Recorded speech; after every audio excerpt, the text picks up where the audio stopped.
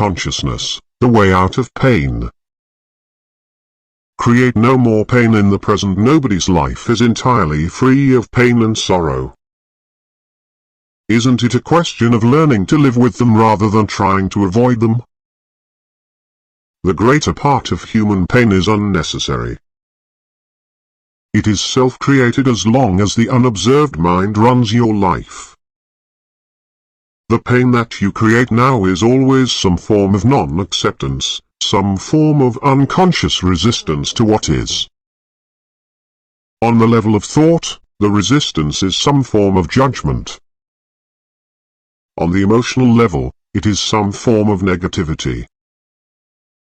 The intensity of the pain depends on the degree of resistance to the present moment, and this in turn depends on how strongly you are identified with your mind.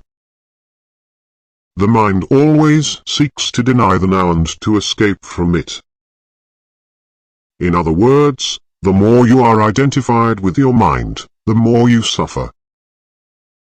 Or you may put it like this, the more you are able to honor and accept the now, the more you are free of pain, of suffering, and free of the egoic mind. Why does the mind habitually deny or resist the now? Because it cannot function and remain in control without time, which is past and future, so it perceives the timeless now as threatening. Time and mind are in fact inseparable. Imagine the earth devoid of human life, inhabited only by plants and animals. Would it still have a past and a future? Could we still speak of time in any meaningful way? The question what time is it, or what's the date today, if anybody were to ask it, would be quite meaningless. The oak tree or the eagle would be bemused by such a question. What time? They would ask. Well, of course, it's now. The time is now. What else is there? Yes. We need the mind as well as time to function in this world, but there comes a point where they take over our lives, and this is where dysfunction, pain, and sorrow set in. The mind, to ensure that it remains in control, seeks continuously to cover up the present moment with past and future, and so, as the vitality and infinite creative potential of being, which is inseparable from the now, becomes covered up by time, your true nature becomes obscured by the mind. An increasingly heavy burden of time has been accumulating in the human mind. All individuals are suffering under this burden, but they also keep adding to it every moment whenever they ignore or deny that precious moment or reduce it to a means of getting to some future moment, which only exists in the mind, never in actuality. The accumulation of time in the collective and individual human mind also holds a vast amount of residual pain from the past. If you no longer want to create pain for yourself and others, if you no longer want to add to the residue of past pain that still lives on in you, then don't create any more time, or at least no more than is necessary to deal with the practical aspects of your life. How to stop creating time? Realize deeply that the present moment is all you ever have. Make the now the primary focus of your life. Whereas before you dwelt in time and paid brief visits to the now, of your dwelling place in the now and pay brief visits to past and future when required to deal with the practical aspects of your life situation. Always say yes to the present moment. What could be more futile, more insane, than to create inner resistance to something that already is? What could be more insane than to oppose life itself, which is now and always now? Surrender to what is. Say yes to life, and see how life suddenly starts working for you rather than against you. The present moment is sometimes unacceptable, unpleasant, or awful. It is as it is. Observe how the mind labels it and how this labeling process, this continuous sitting in judgment, creates pain and unhappiness. By watching the mechanics of the mind, you step out of its resistance patterns, and you can then allow the present moment to be. This will give you a taste of the state of inner freedom from external conditions, the state of true inner peace. Then see what happens, and take action if necessary or possible. Accept, then act. Whatever the present moment contains, accept it as if you had chosen it. Always work with it, not against it. Make it your friend and ally, not your enemy. This will miraculously transform your whole life. Past pain, dissolving the pain body as long as you are unable to access the power of the now. Every emotional pain that you experience leaves behind a residue of pain that lives on in you. It merges with the pain from the past, which was already there, and becomes lodged in your mind and body. This, of course, includes the pain you suffered as a child, caused by the unconsciousness of the world into which you were born. This accumulated pain is a negative energy field that occupies your body and mind. If you look on it as an invisible entity in its own right, you are getting quite close to the truth. It's the emotional pain body. It has two modes of being, dormant and active. A pain body may be dormant 90% of the time in a deeply unhappy person, though it may be active up to 100% of the time. Some people live almost entirely through their pain body, while others may experience it only in certain situations, such as intimate relationships, or situations linked with past loss or abandonment, physical or emotional hurt, and so on. Anything can trigger it, particularly if it resonates with a pain pattern from your past. When it is ready to awaken from its dormant stage, even a thought or an innocent remark made by someone close to you can activate it. Some pain bodies are obnoxious but relatively harmless, for example like a child who won't stop whining. Others are vicious and destructive monsters, true demons.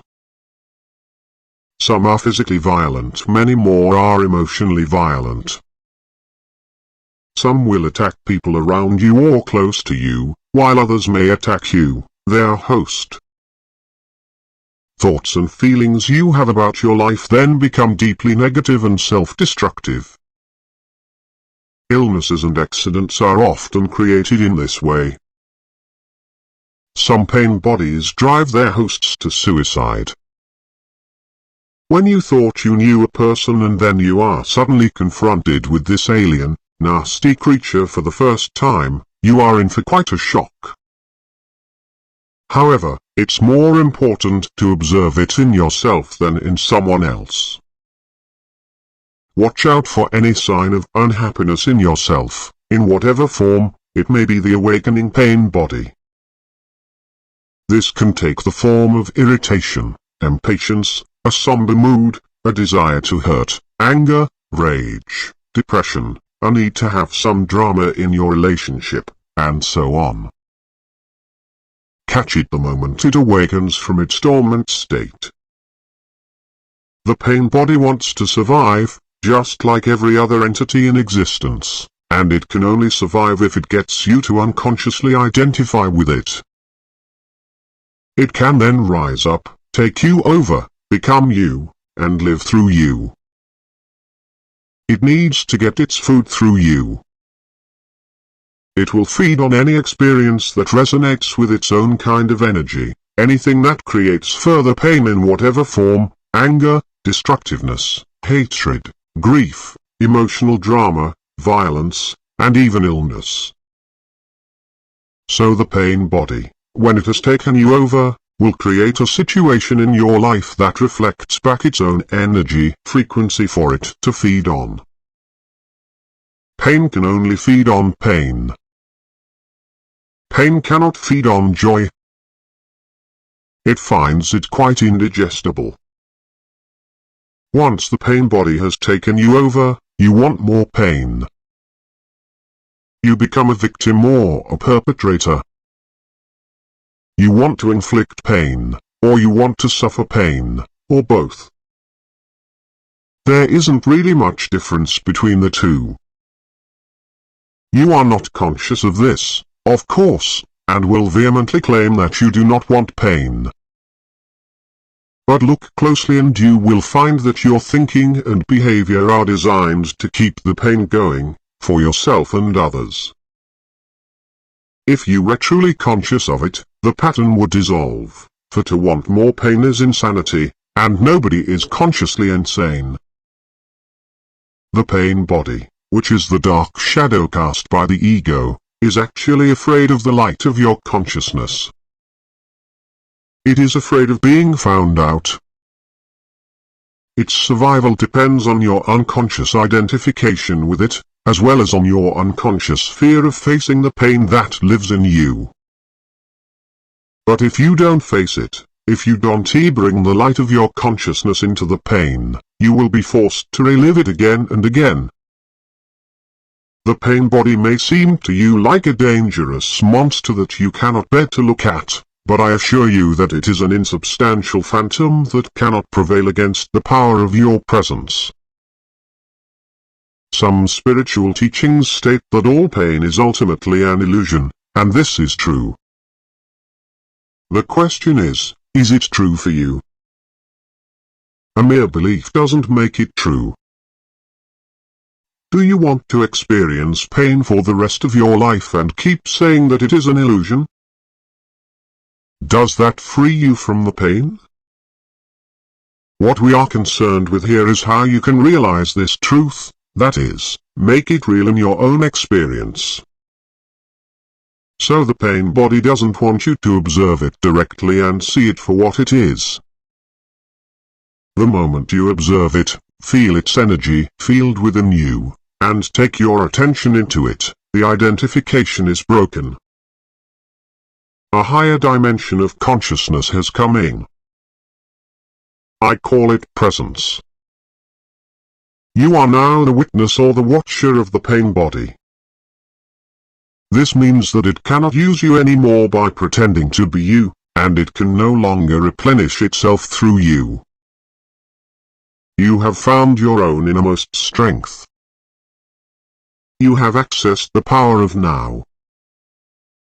What happens to the pain body when we become conscious enough to break our identification with it? Unconsciousness creates it, consciousness transmutes it into itself. Street. Paul expressed this universal principle beautifully. Everything is shown up by being exposed to the light, and whatever is exposed to the light itself becomes light. Just as you cannot fight the darkness, you cannot fight the pain body. Trying to do so would create inner conflict and thus further pain. Watching it is enough. Watching it implies accepting it as part of what is at that moment. The pain body consists of trapped life energy that has split off from your total energy field and has temporarily become autonomous through the unnatural process of mind identification. It has turned in on itself and become anti-life, like an animal trying to devour its own tail. Why do you think our civilization has become so life-destructive? But even the life-destructive forces are still life energy. When you start to disidentify and become the watcher, the pain body will continue to operate for a while and will try to trick you into identifying with it again. Although you are no longer energizing it through your identification, it has a certain momentum, just like a spinning wheel that will keep turning for a while even when it is no longer being propelled. At this stage, it may also create physical aches and pains in different parts of the body, but they won't last. Stay present, stay conscious. Be the ever-alert guardian of your inner space.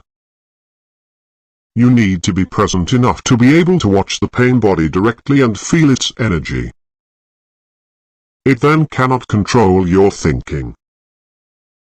The moment your thinking is aligned with the energy field of the pain body, you are identified with it and again feeding it with your thoughts.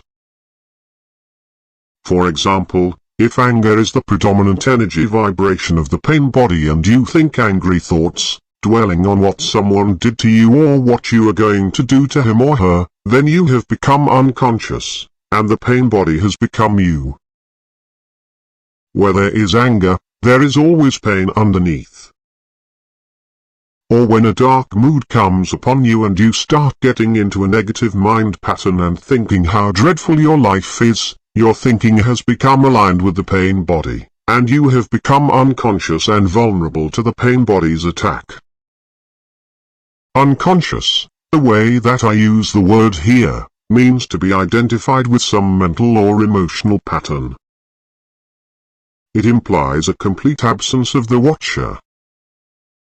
Sustained conscious attention severs the link between the pain body and your thought processes and brings about the process of transmutation.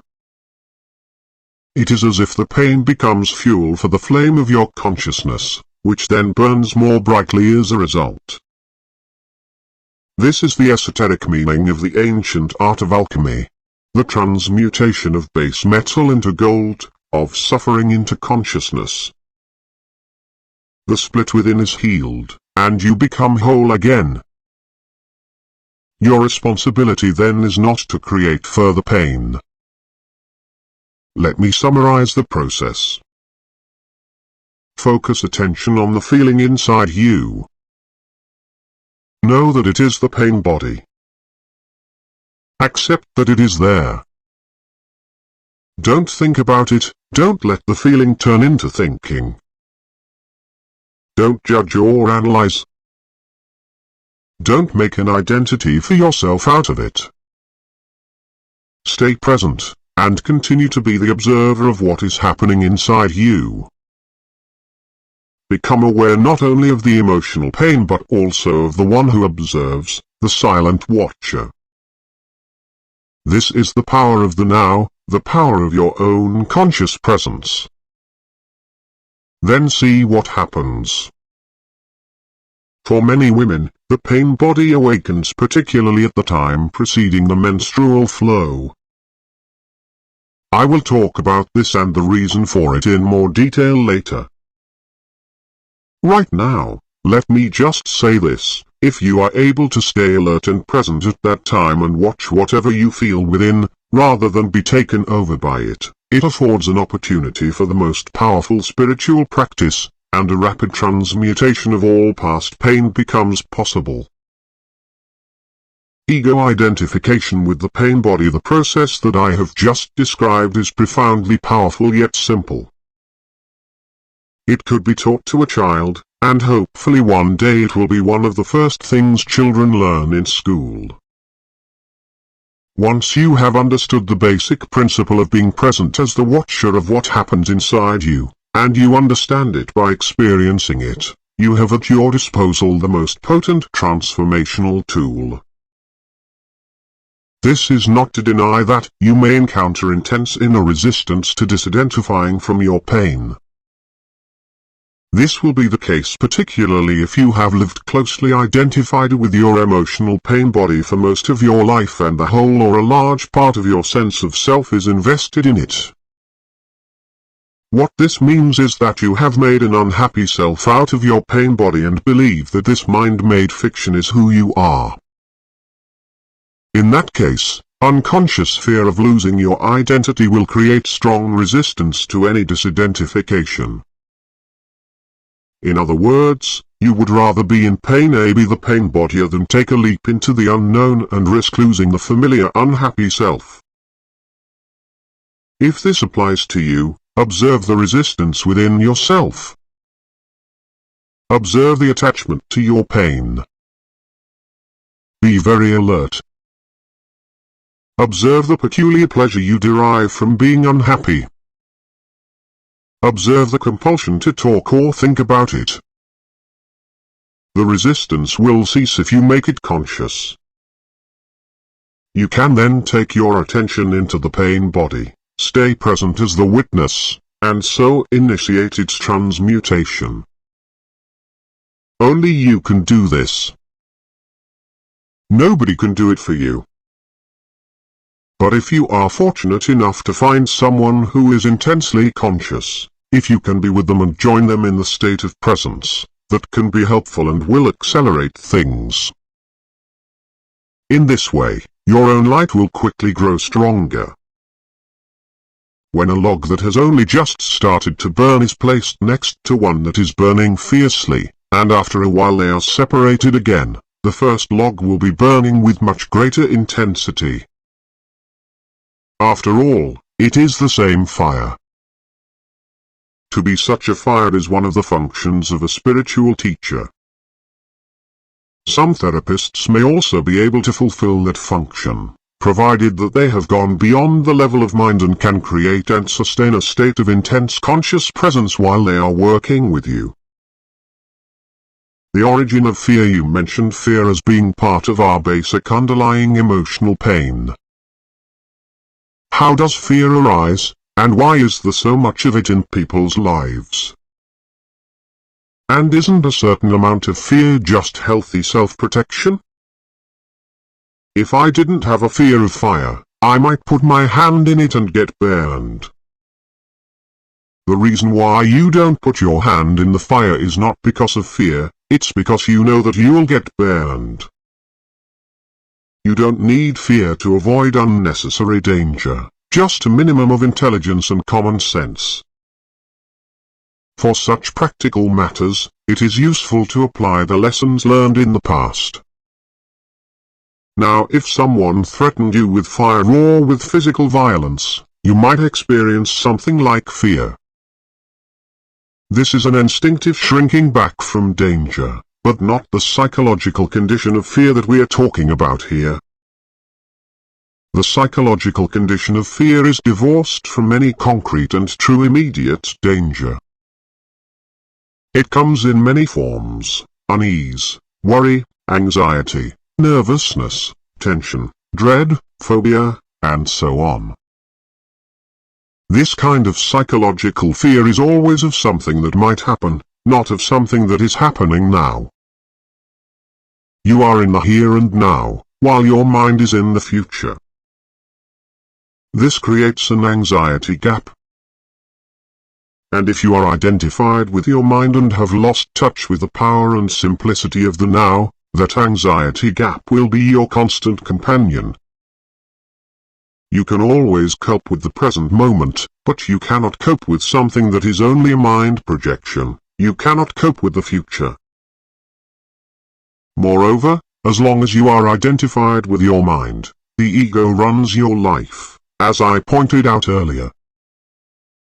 Because of its phantom nature, and despite elaborate defense mechanisms, the ego is very vulnerable and insecure, and it sees itself as constantly under threat.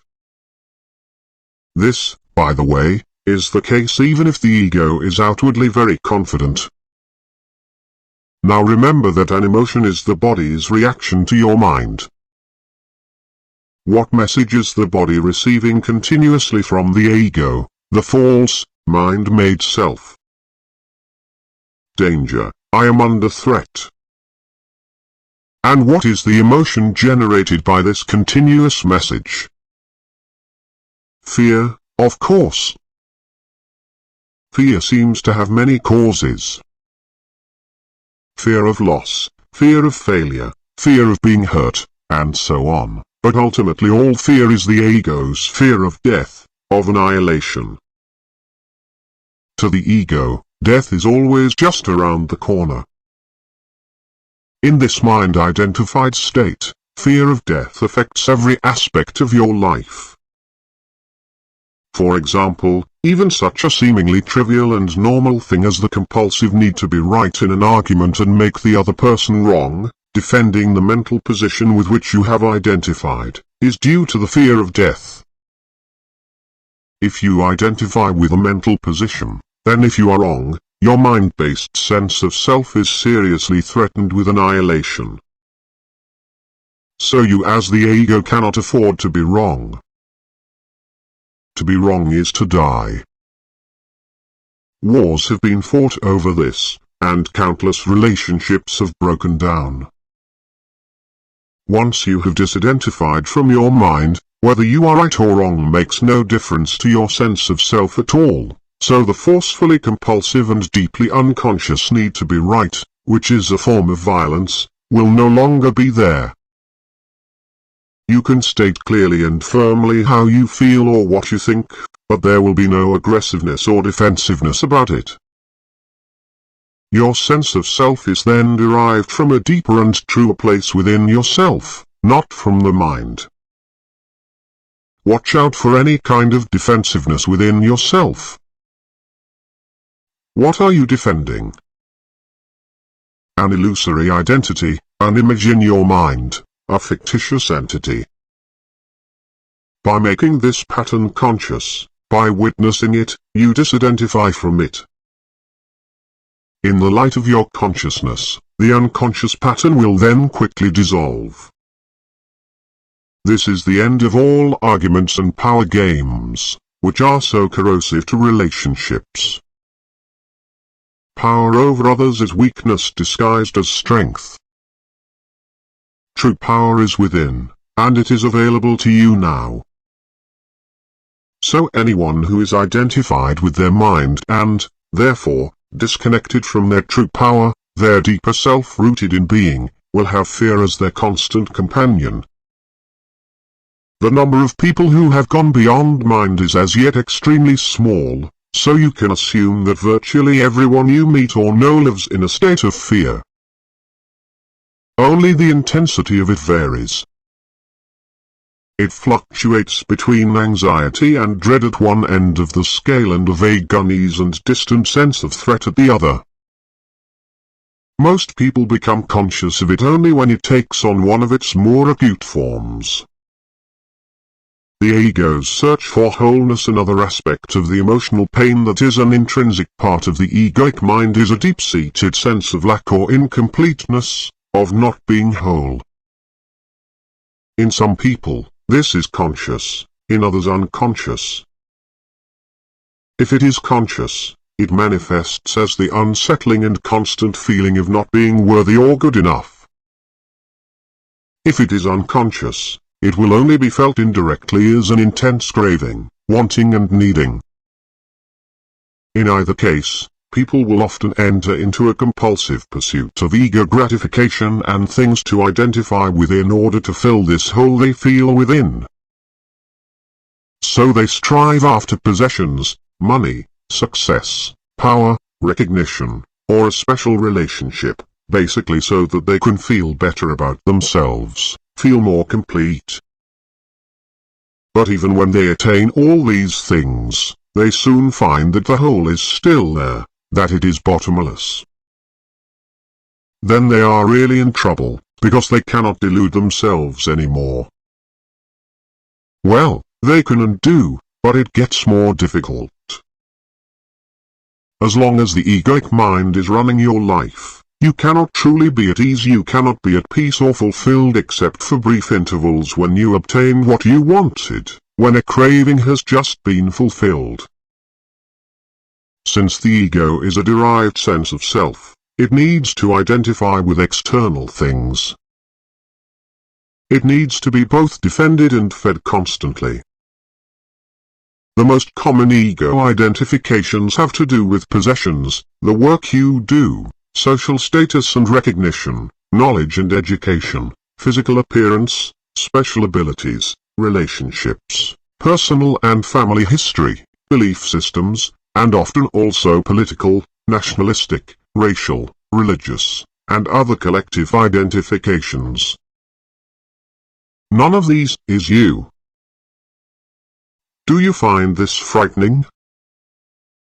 Or is it a relief to know this?